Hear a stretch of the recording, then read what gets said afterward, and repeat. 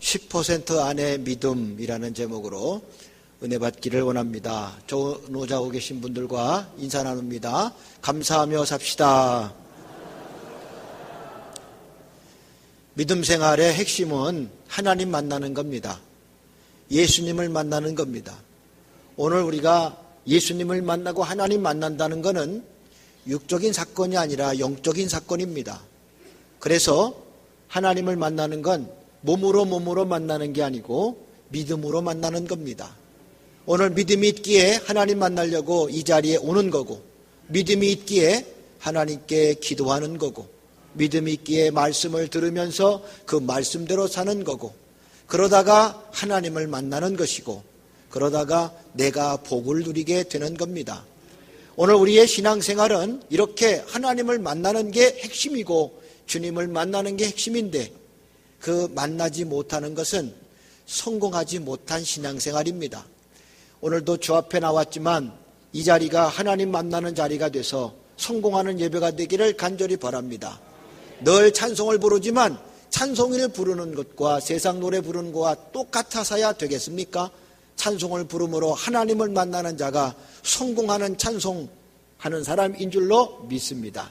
기도하면 응답을 받아야 되는 거지 응답 없이 살아가는 기도가 되서야 되겠습니까? 항상 우리 믿음에는 하나님과의 관계, 주님과의 관계가 있다는 사실을 기억하고 주님과 무관하게, 하나님과 무관하게 신앙생활하는 거라면 빨리 나의 신앙생활을 점검해서 늘 믿음 안에서 만나는 축복이 우리 가운데 넘쳐나시기를 간절히 바랍니다. 하나님을 만나려면 하나님이 내게 오셔야 되죠. 어찌 내가 하나님께 나갈 수 있겠습니까? 하나님이 내게 오셔야 되죠. 또 하나님 만나려면 또 내가 하나님께로 가야 되죠. 이 두 가지의 사건이 성경에 나옵니다. 내가 하나님을 만나러 가는 것을 하나님의 임재라 합니다. 내가 하나님이 내게 오셔서 나와 함께 만나주시는 것을 하나님의 동행하심이라 합니다. 오늘 우리는 하나님의 임재와 하나님의 동행을 내 믿음 안에서 경험하게 됨으로써 하나님을 만나는 시간, 주님을 만나는 믿음으로 살아가는 성도가 되어야 합니다. 오늘 이 자리는 하나님께 내가 왔으니 하나님이여 이 자리에 임재해 주옵소서. 그래서 만나고 돌아가시는 성도가 되기를 바랍니다. 그리고 세상에 나가면 하나님 이제 내가 세상에서 주님의 일을 감당하겠으니 나와 동행해 주십시오. 나를 찾아와 달라고 구하는 것, 이것이 하나님과 늘 만나며 살아가는 성도의 모습입니다. 임재와 동행은 하나님을 만나는 사건입니다. 오늘 주 앞에 왔으니 임재하심으로 나를 만나주시는 그 은혜가 넘쳐나는 성도가 되시기를 주님의 이름으로 간절히 축원합니다. 신앙생활은 이렇게 끊임없이 내가 하나님께 다가서는 삶, 하나님께 나가서 하나님의 임재를 만나고 복을 누리는 것을 의미합니다. 오늘 내가 주 앞에 왔다는 사실은 하나님 믿음의 고백인데, 그렇다면 내가 하나님을 만나러 왔는데 무슨 생각을 가지고 왔는가, 왜 하나님을 만나는가 하는 것에 대한 질문은 없이 무턱대고 오는 경우가 있다면 이제는 이것도 자세하게 점검해서 내가 하나님을 만나러 가는 이유가 뭔지, 하나님의 임재를 경험하고 싶은 이유가 뭔지 이걸 잘 깨달아서 바른 믿음의 길을 걸어가는 성도가 되시기를 주님의 이름으로 간절히 축원합니다. 오늘 하나님을 만나고 예수님을 만나는 그런 사람들의 이야기가 본문에 기록되어 있는데, 이 말씀 속에서 정말 하나님을 만나는 바른 태도가 어떤 것인지를 돌아보면서 믿음에 성공하는 사람, 하나님이 기뻐하는 성도, 가롤교회, 더 나아가 한국교회 성도가 되기를 주님의 이름으로 간절히 축원합니다.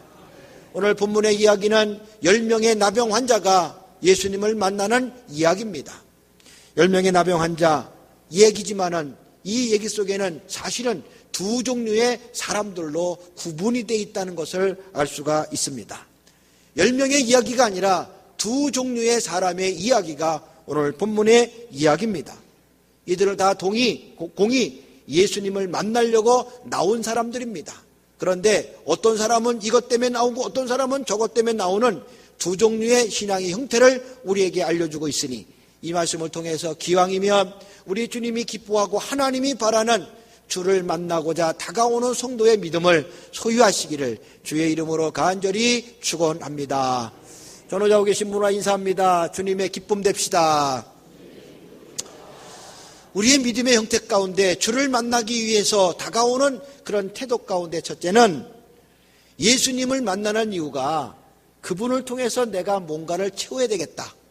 그분이 내 삶의 수단으로 생각하면서 오는 경우입니다.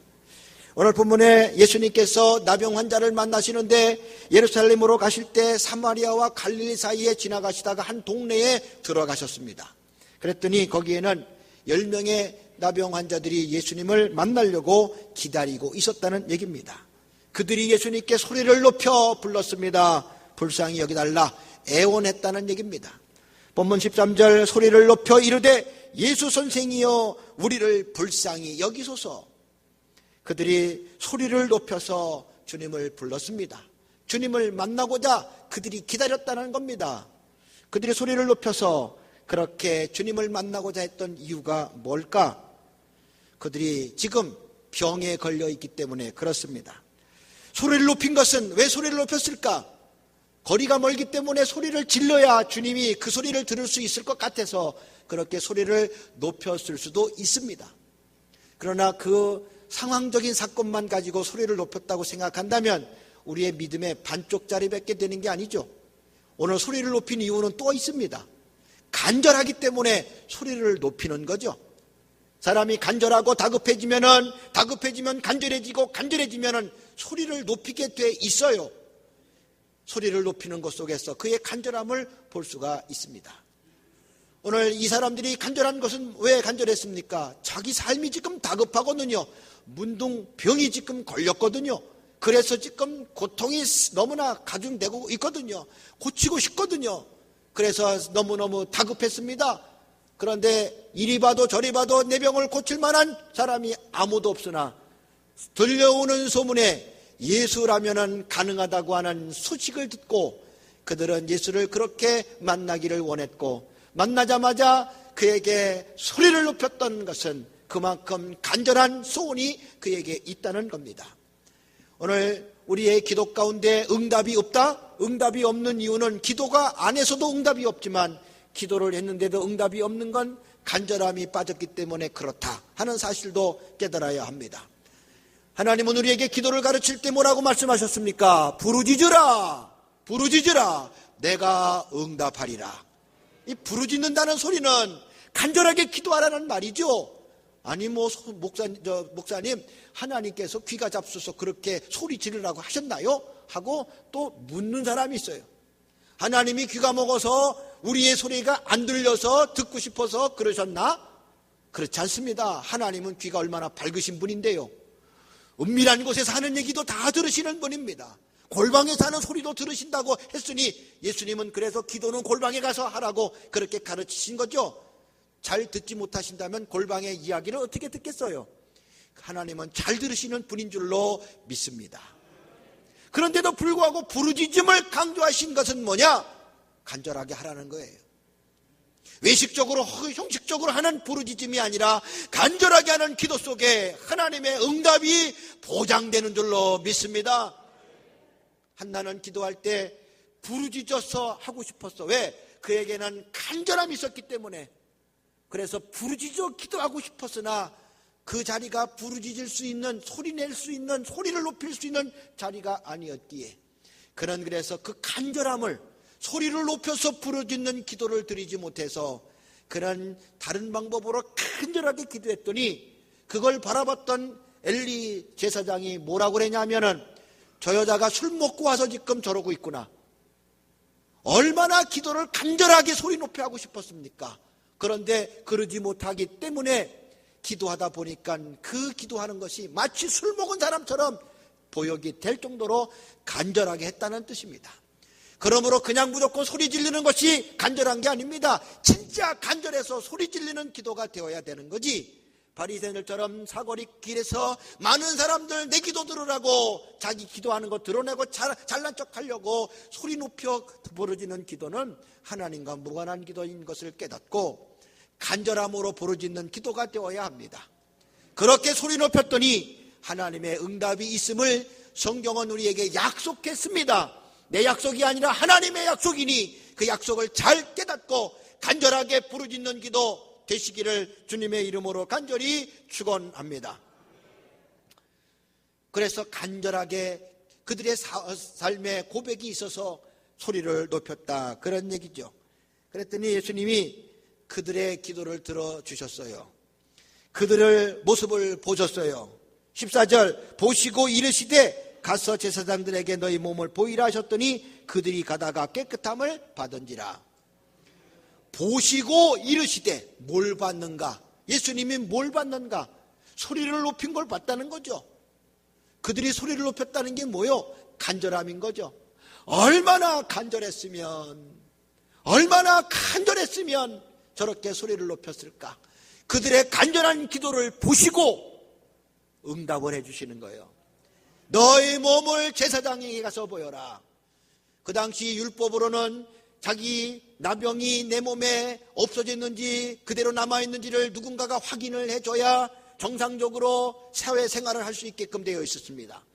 그 확인해 주는 사람이 누구냐면 제사장이었어요. 지금 같았으면 아마 의사한테 가서 확인증을 받아오라고 했을 텐데 그 당시는 제사장에 가서 확인증을 받아와야 된다 그랬어요. 여기에는 영적인 그런 교훈이 담겨 있습니다. 나병은 단순한 질병의 차원이 아니라 영적으로 부정한 병으로 이해했기 때문에 이거는 영적인 지도자가 판별해 줘야 된다 해서 나병에 관한 다양한 지침서를 율법에 기록해 놓고 그 지침에 따라서 제사장이 판단을 해줘서 병이 나았는지 안 나았는지를 확인하고 그의 삶의 이후를 결정하도록 했습니다. 그러므로 제사장에게 보이라고 했던 얘기는 병이 나았다는 뜻입니다. 그러니 제사장에게 보이러 가는 그 마음이 얼마나 기뻤겠으며 빨리 보이고 싶지 않겠습니까? 나병이라는 병 자체는요, 신경을 죽이는 병이기 때문에 고통은 몰라요. 아픈 건 몰라요. 손가락이 잘려나가도 아프진 몰라요. 손가락이 점점점 썩어져 가고 잘려져 나가도 아픈 건 모르는 게 나병의 특징입니다. 그런데 그 병균이 결국 뇌에 들어가서 치명적인 상처를 입힐 때 사람은 결국 죽음에 이르게 되는 게 나병의 특징이에요. 또 나병은 격리 수용해야 되는 그런 병입니다. 전염성을 갖고 있기 때문에 그래요. 그래서 일단 나병에 걸리면 사랑하는 사람과 헤어져야 되고 떨어져 살아야 되고 아무리 가까운 사람이라도 아무리 가까운 친구라도 같이 살 수 없는 병이 나병입니다. 그러므로 육체적인 고통은 느끼진 못할지라도 자기 몸에 썩어져 가는 걸 보면서 심정으로 고통스러운 게 나병이고, 또 하나는 사랑하는 사람과 만나지 못하고 헤어져 살아야 하는 이 외로움과 고독함과 쓸쓸함이 그 인생을 짓누르고 있기에 정신적으로 마음적으로 너무너무 고통스러운 병이 나병입니다. 그러다가 결국 이렇게 살다 내 인생은 죽겠구나, 인생의 절망을 가져다주는 병이 나병인 것이죠. 그러니 이 병에 걸린 사람들은 낫고 싶지 않겠어요? 하물며 감기에 걸려도 빨리 낫고 싶은데 이런 중병에 걸렸으니 얼마나 낫고 싶겠습니까? 이들은 그래서 간절하게 주님 앞에 다가오게 되고 그를 만나려고 주님이 오신다는 소식 듣고 그 길가에서 서서 기다리고 있었다는 얘기죠. 그들의 간절함을 보신 주님은 즉시로 그들에게 응답해 주십니다. 네 몸을 제사장에게 보여라. 이 말은 네 병이 나았으니 제사장에게 확인받고 그리고 정상적인 사회생활을 할 수 있도록 하라는 그들이 듣고 싶은 최고의 기쁜 소식, 복음을 듣게 되었다는 얘기입니다. 그런데 여기 보십시오. 본문의 이야기를 보면 그들이 예수님을 말씀을 듣고 몸이 나아서 제사장에 간 게 아니고 몸은 아직 병이 들어있는 상태지만 예수님의 말씀을 믿고 나은 줄로 믿고 제사장에게 가다가 나은 거예요. 여기서 우리는 믿음의 아름다운 모습들을 보게 되는 겁니다. 믿음의 사람은요, 확인이 돼서 나아서 제사장에 가는 게 아니라 그 말씀을 믿고 아직은 병이 있으나 나을 줄로 믿고 가는 것이 그게 믿음의 사람인 거죠. 길이 열려야 가는 게 아니고 길이 열릴 줄로 믿고 발을 내디딜 때 길이 열렸던 그런 가나안을 들어가는 성도들의 신앙의 모습에서 우리는 믿음의 행동이 어떤 것인지를 보게 되는 것이죠. 이스라엘 백성들은 가나안을 가기 위해서 홍해를 건넜습니다. 그리고 요단강을 건너서 갔습니다. 그런데 이 두 가지 물을 통과해서 가는 이들의 신앙은 달랐다는 사실을 볼 수가 있어요. 출애굽 1세대들, 이 사람들은 애굽에서 나오자마자 홍해를 만나는데 그들은 홍해길이 열려야 그들이 그곳에 들어갔다는 것을 얘기하고 있어요. 길이 막히니까, 홍해가 막아놓으니까 갈 수가 없어서 그들은 죽었구나, 이제 끝났구나 하며 모세를 죽이려고 다가오면서 우리를 죽일 데 없어 홍해다 매장시키려고 여기까지 끌고 왔느냐고 따지기 시작했다는 사실을 볼 수 있어요. 그랬더니 모세가 하나님의 구원을 보라 하시면서 그 지팡이로 바다를 내리쳤더니 바닷물이 쫙 열렸더라. 열리고 나니까 그들이 건너갔다는 얘기입니다. 그런데 요단강 걸을 때는 다릅니다. 열려서 건너간 게 아니라 열릴 줄로 믿고 언약궤를 메고 발을 내딛었더니 요단강 물이 열렸더라. 여러분, 여기에는 믿음의 수준이 달라진 거예요. 믿음의 사람은 어떤 사람이냐? 홍해길을 열어놔야 걸어가는 사람이 아니고 열릴 줄로 믿고 발을 내디딜 때 열리는 역사가 체험되는 사건이 믿음의 사건인 줄로 믿습니다.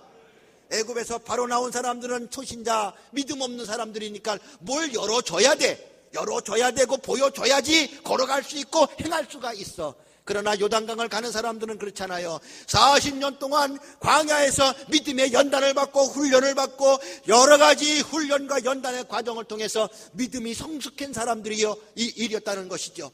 그래서 그들은 믿음의 고백대로 말씀을 붙들고 그리고 요단강에 발을 내딛었더니 요단강물이 열렸더라. 이게 가나안의 축복을 받는 자의 모습인 줄로 믿습니다. 믿음으로 이런 은혜가 넘쳐나는 우리 모든 성도가 되기를 주님의 이름으로 간절히 축원합니다. 오늘 10명의 나병 환자들은 그런 믿음이었던 것 같아요. 아직도 내 몸에 병이 있는데 이 병을 가지고 제사장에 갔다가는 잘못하면 돌에 맞아 죽어요. 떨어져서 살아야 될 사람이 사람들, 정상적인 사람들이 사는 곳에 들어왔더니 내쫓으려고 가까이 가서 내쫓지를 못하니까 오지 못하도록 돌을 던져서 그를 내쫓았다는 것이죠. 잘못하면 돌에 맞아 죽을 수도 있는 그런 상황인데 아직 내 안에 병이 있는데도 다 나은 줄로 믿고 걸어가는 그들의 모습에서 진정한 믿음의 모습을 보게 되는 겁니다. 사랑하는 우리 모든 성도들, 이런 믿음의 역사가 날마다 체험돼서 간증되기를 주님의 이름으로 간절히 축원합니다. 오늘 이 10명의 나병 환자들은 주님께 왜 왔습니까? 왜 주님을 그토록 만나려고 했습니까? 주님께 나온 이유가 뭡니까? 간단합니다. 자기 병 고쳐달라고 나온 거죠. 오늘 주님 앞에 나오는, 예수를 믿게 되는, 하나님 앞에 예배 나오는 이런 동기가 바로 첫 번째는 나의 필요를 채우기 위해서 오는 경우가 있다는 겁니다. 내 병을 고쳐주십시오. 내 사업 잘 되게 해주십시오. 내 아들, 딸 잘 그 길이 형통하게 해주십시오. 이렇게 해주시고 저렇게 해주십시오. 내가 지금 이게 부족하고 저게 부족하니 이런 모든 것들을 내게 좀 공급해 주십시오. 하나님이 채워주셔야 됩니다. 성경은 끊임없이 하나님께 오는 자에게 내가 주리라, 내가 채우리라, 내가 도와여 주리라, 응답하여 주리라, 끊임없이 하나님은 주겠다 이렇게 주겠다고만 말씀하시니, 그래서 하나님께 나오는 사람들의 대부분의 심정 속에는 받으려고, 자기 부족을 채우려고, 자기의 부족한 것을 채워보려고 그렇게 애쓰면서 주 앞에 나온단 말이죠. 오늘 10명의 나병 환자들은 자기의 문득병을 고쳐보려고 주 앞에 나온 사람들, 다시 말하면 예수님이 내 삶의 수단이 되고 나의 필요를 채우시는 도구로 써먹으려고 주께 나오는 이 사람들의 모습을 볼 수가 있는 것이죠. 오늘 우리가 믿음 생활하는 사람들 보면은 이렇게 시작된 게 대부분입니다. 물론 모태 신앙을 하신 분들이야 그건 뭐 자기 결정 관계없이 부모의 손에 이끌려 어려서부터 교회 나왔으니 그냥 당연히 나오는 걸로 생각하지만, 중간에 예수를 믿는 분들 보면 대부분 자기 필요를 채우기 위해서 주 앞에 나오는 사람들이요. 교회 나오면 잘 된다, 하나님이 축복하신다, 이래서 뭐 된다, 저래서 뭐 된다, 이렇게 하나님을 주신다고 생각해서 나가면 되는 줄 알고 하나님을 그렇게 이용하고 자기의 필요를 채우려는 수단으로 생각하며 신앙의 동기를 갖습니다. 그러다가 정말 은혜도 받고 내가 겪지 못한 특별한 것도 경험하게 되고 그렇게 살아가게 되는 것이죠. 오늘 이 자리에 우리 사랑하는 성도들은 이미 그렇게 해서 신앙생활이 일정 분야, 일정 기간을 지난 사람들이고, 많은 은혜 속에서 은혜를 체험한 사람들이고, 하나님의 축복을 경험하고 살아온 성도인 줄로 믿습니다. 그렇다면 이제 우리가 주님을 찾아서 나오는 이 믿음의 자리, 예배의 자리는 어떤 태도로 나와야 되는지 다시 한번 생각하고 하나님의 기쁨의 신앙을 소유해야 된다는 말씀이죠.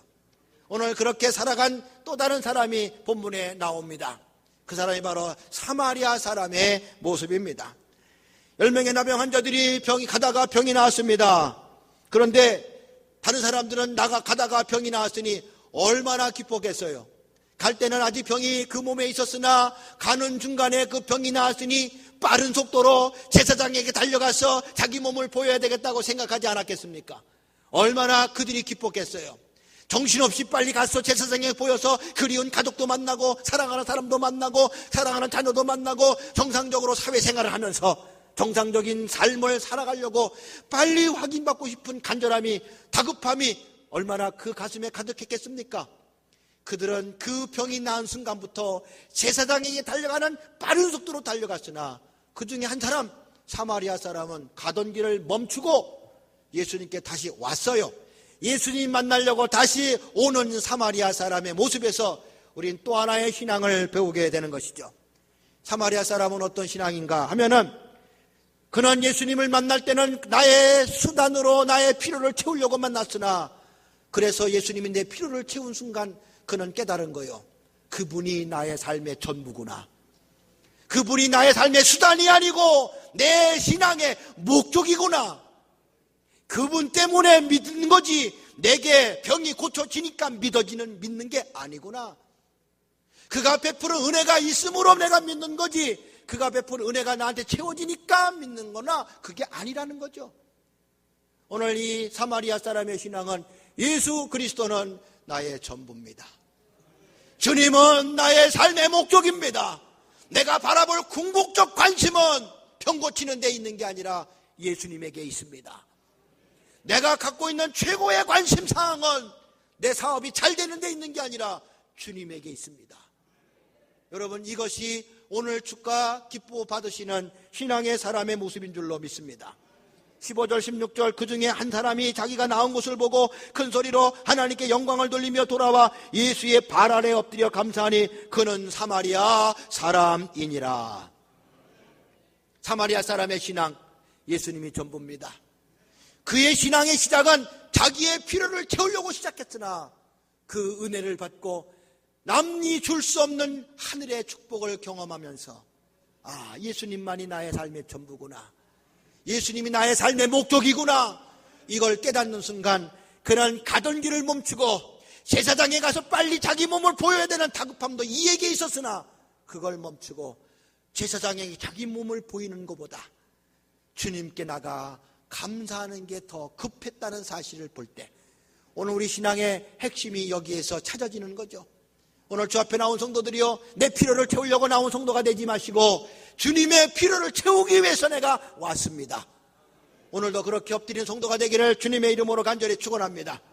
이렇게 주님이 내 신앙의 목적이고 나의 삶의 전부고 나의 궁극적 관심이라고 생각하는 사람은요, 두 가지 태도를 가지고 주 앞에 나와요. 하나는 오늘 본문에 나오는 대로 하나님께 큰 소리로 영광을 돌렸어. 영광이 뭡니까? 영광이란 말은 신학적으로 성경적으로 다양한 해석이 가능하겠지만 복잡한 해석은 뒤로 하고 글자 그대로 해석을 한다면 영화로운 빛을 말하는 거예요. 빛나는 빛, 큰 빛, 영화로운 빛, 모든 사람이 볼 때 은혜로운 빛, 이게 영광입니다. 그렇다면 하나님께 영광을 돌렸다는 얘기는 하나님이 크게 빛나는 삶을 살았다, 그런 얘기예요.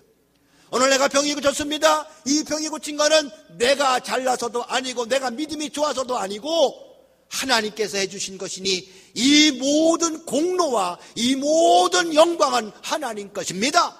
이게 바로 예수님이 나의 삶의 목적임을 고백하며 주 앞에 오는 자의 태도가 되는 것입니다. 축구선수가 축구를 하고 공을 집어넣으면 그렇게 두 손을 모으고 많은 관중들이 보는 앞에서 기도하는 모습을 볼 때가 있어요. 이 공을 넣은 것은 내가 잘 차서 한 것이 아니라 넣어주신 분이 하나님이심을 고백하고 그 넣어주신 공로를 하나님께 돌리고자, 하나님께 영광 돌리고자 거기서 무릎을 꿇고 기도하는 것이죠. 그게 하나님께 영광을 돌리며 살아가는 겁니다. 인간은 타락하면서 그 본능적으로 이런 본능이 있어요.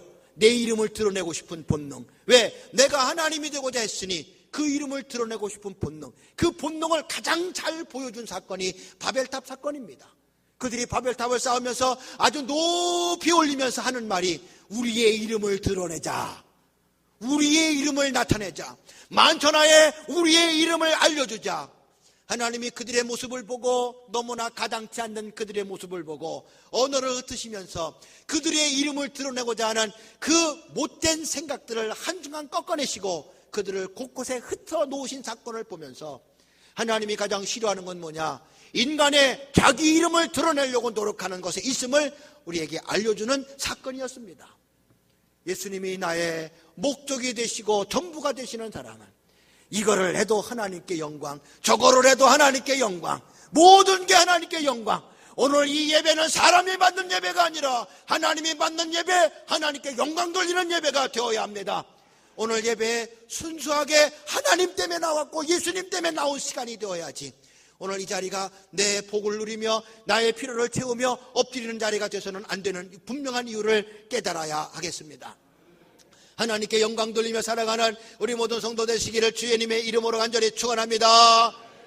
그 다음에 하나님이 전부요, 예수님이 전부요, 나의 삶의 목적이요, 궁극도 관심이라고 생각하는 이 믿음의 사람, 사마리아 사람의 믿음에는 어떤 모습이 있느냐 하면 예수의 발 아래에 엎드려 감사하는 신앙이 있단 말이죠. 오늘 본문의 사마리아 사람은 큰 소리로 하나님께 영광을 돌리며 그리고 예수님 발 아래에 엎드려서 감사를 했다 그랬어요.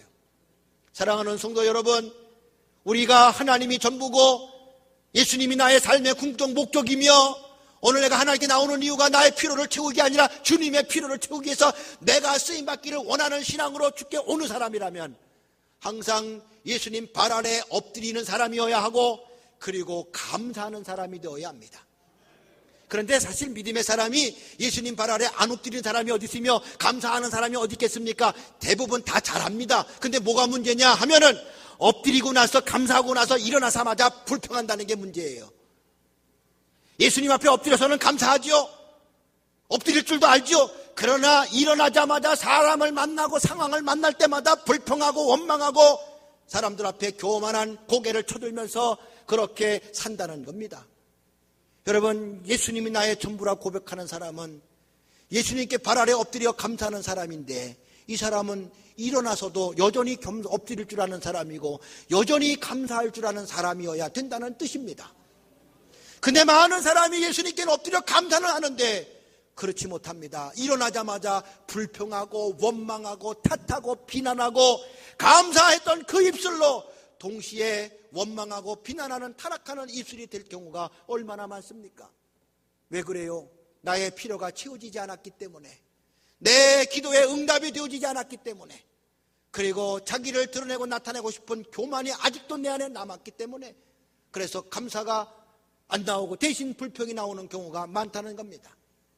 오늘 내 모습이 그런 모습이 아닌가 돌아보고 사랑하는 성도 여러분, 예수님이 전부가 되시기 바라고 그가 채워주시는 것이 축복임을 깨닫고 오늘도 나의 필요를 채우려고 애쓰는 주님이 나의 도구가 아니라 내가 주님의 필요를 채우는 도구로 살겠나이다, 이렇게 고백하는 성숙한 믿음의 사람이 되기를 주님의 이름으로 간절히 축원합니다. 주님이 필요로 나를 부르셨다면 주님이 내게 뭘 맡겨도 나는 거기에 감사할 수 않는 사람이 되어야 하는 거예요.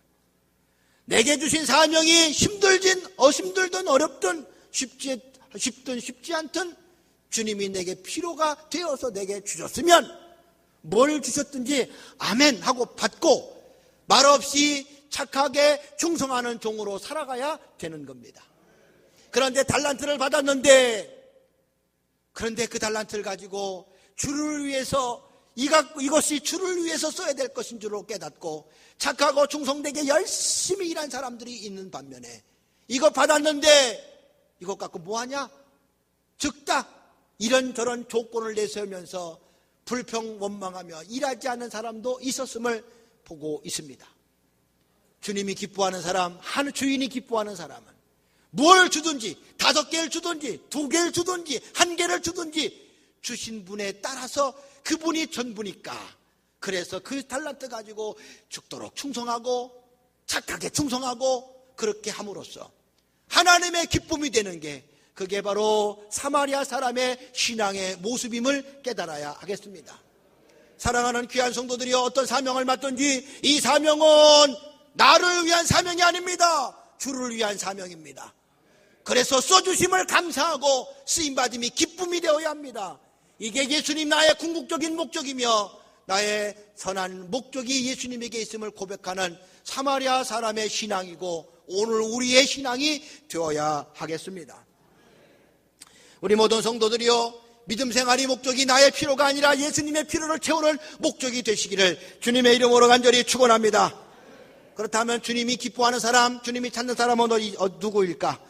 오늘 말씀에 예수님이 말씀합니다. 17절, 예수께서 대답하여 이르시되 10사람이 다 깨끗함 받지 아니하였느냐?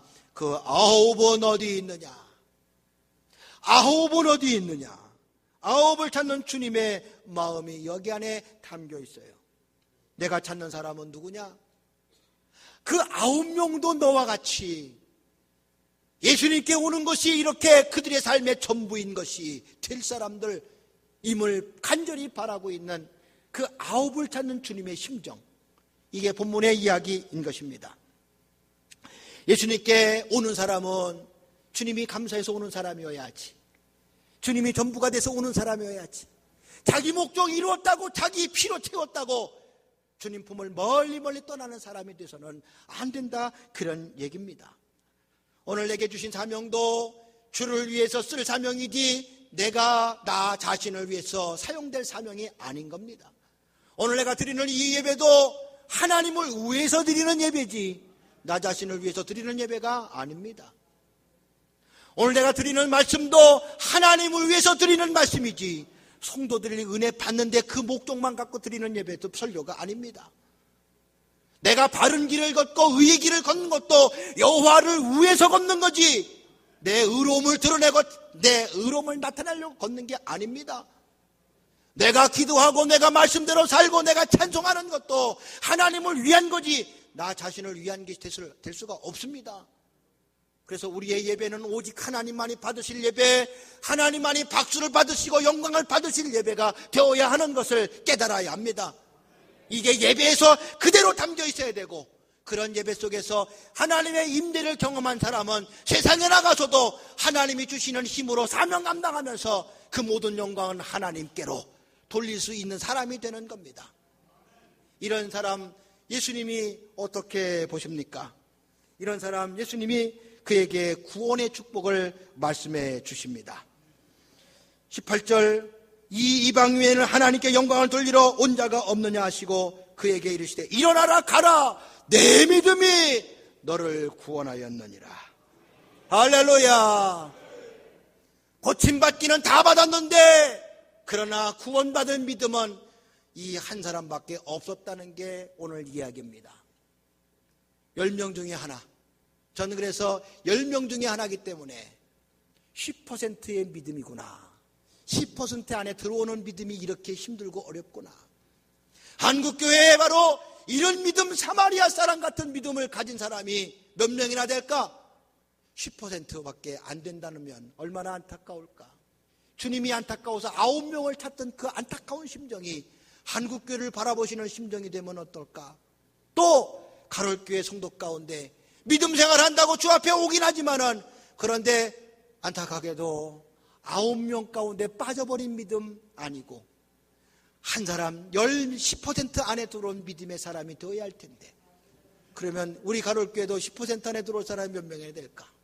주님의 심정은 100%가 그러길 바라는데 현실은 10%밖에 안 되는 이 안타까운 모습을 보고 있으니 주님의 안타까움을 채워드릴 수 있는 믿음으로 우리 가톨교회 성도들은 100% 사마리아 사람이 가졌던 주님을 최고로 여기고 목적으로 삼을 수 있는 그런 믿음의 역사를 이루시기를 주의 이름으로 간절히 축원합니다. 그래서 우리 신앙은요, 간단하게 말하면 이렇게 표현할 수 있어요. 오직 예수. 이렇게 얘기하면 아멘 좀 세게 좀 해주세요. 오직 예수. 따라하겠습니다. 오직 예수. 따라 하라니까 또 뭐 아멘도 안 하다가 또 뒤늦게 아멘을 하셔. 따라 하시라니까. 다시 오직 예수. 할렐루야. 그런데요, 우리는 오직 예수, 오직 예수 입으로만 얘기하지만 그러나 돌아서서는 다만 예수야. 다만 예수. 입으로는 오직 예수, 몸으로는 다만 예수.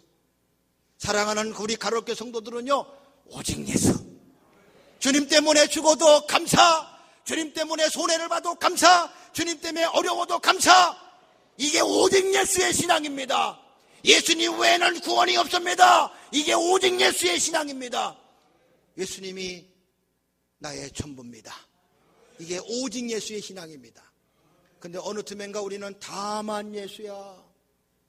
사랑하는 우리 가톨교 성도들 10% 안에 그 믿음의 자리에 머물러서, 다른 교회는 10%일지 몰라도 우리 가톨교회는 9이 어디 있느냐 찾았던 주님의 그 간절함을 채울 수 있는 100%의 믿음의 사람이 되시기를 주님의 이름으로 간절히 축원합니다. 할렐루야! 은혜 주신 하나님께 박수합니다.